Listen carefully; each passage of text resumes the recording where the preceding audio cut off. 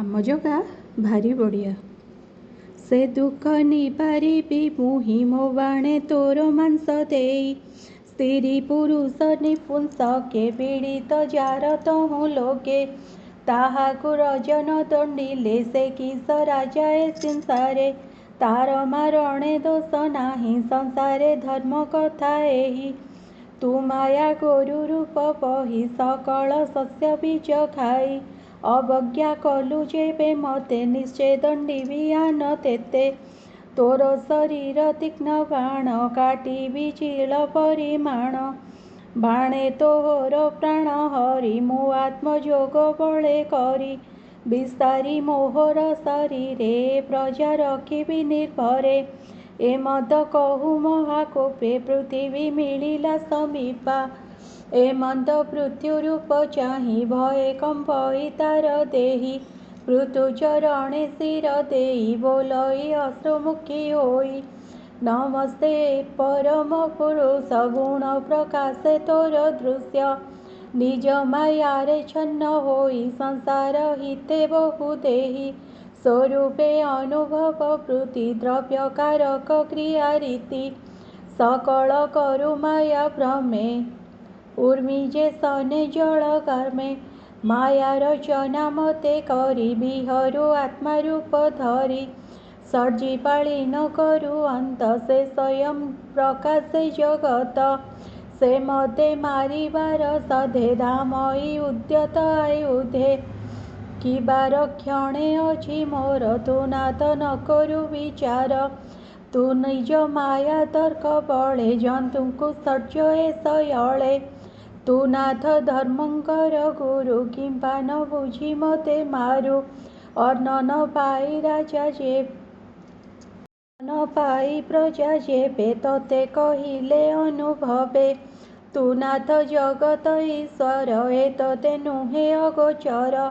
ତୁ ନାଥ ପଦ୍ମକଳ୍ପ ଅନ୍ତେ ଶୂକର ରୂପେ ତୋଳି ଦନ୍ତେ। ମତେ ସ୍ଥାପିଲୁ ଜନହିତେ ଏବେ ସଂହାରିବୁ କେମନ୍ତେ। ଯେ ଜନ ପ୍ରତିପାଳି ଥାଇ ସେ ତାର ବଦନ ବାଞ୍ଛଇ। ମୋହର ପ୍ରାୟ ଯେଉ ଜନ ଈଶ୍ୱର ମାୟାରେ ମୋହନ। ତୁମ୍ଭର ଚେଷ୍ଟା ନ ଜାଣଇ ବାଳୁତ ପ୍ରାୟେ କ୍ଷେତ୍ରମୟୀ। ହେ ବୀର ତୁମ୍ଭେ ଯଶସ୍କର ତୁମ୍ଭଙ୍କୁ ମୋର ନମସ୍କାର। କହିଲି ତୋର ଯେବେ ଇଚ୍ଛା ଭୋ ନାଥ କର ପ୍ରାଣ ରକ୍ଷା। ପୃଥିବୀ ପୃଥୁର ସମ୍ବାଦ ଶୁଣତେ ଘଟଇ ପ୍ରମାଦ।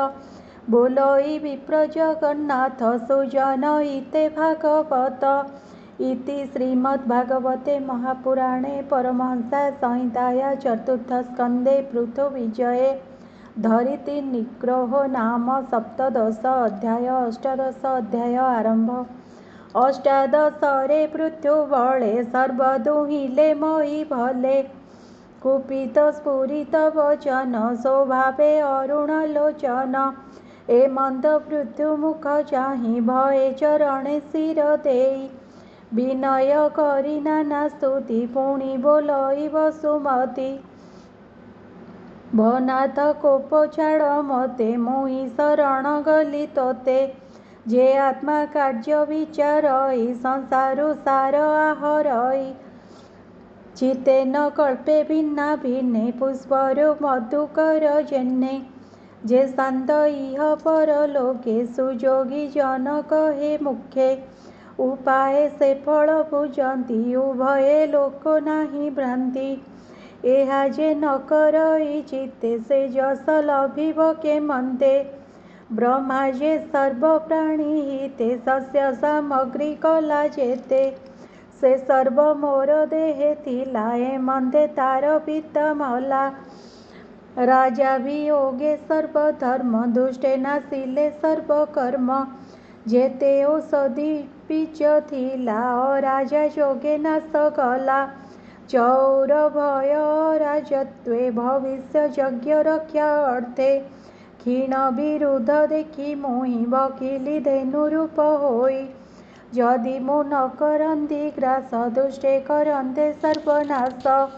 ସେ ସର୍ବ ଶସ୍ୟ ରସ ଯେତେ କ୍ଷୀରେ ବସନ୍ତି ମୋର ଗାତ୍ରେ।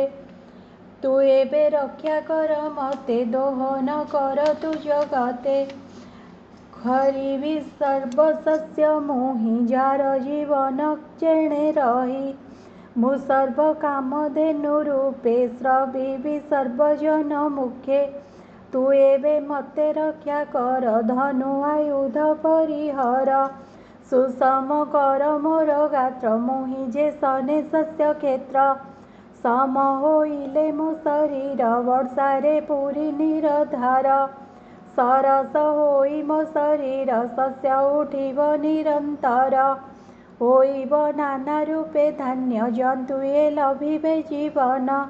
मैत्रेय उवाच ए मंद धरणी वचन शुणी संतोष मृत्युमन मनुको वश्यरूप करी भावे बोलई दंडधारी तू एहा स्तनपान कर जे मंदे संचरई क्षीर तक्षणे पृथ्वीर वचने से मनु मुख देला स्तने पीबते संचरिला क्षीर मेघुज सने वृष्टिधार चरणे बांधी बस्या मनु पृथु दुहिला क्षीर स्तनु क्षीरे पुरिला वसुंधरी जे सने सिंदूर लहरी गर्भे जे सस्य बीज थिला क्षीर संगते संचरिला सस्य होइला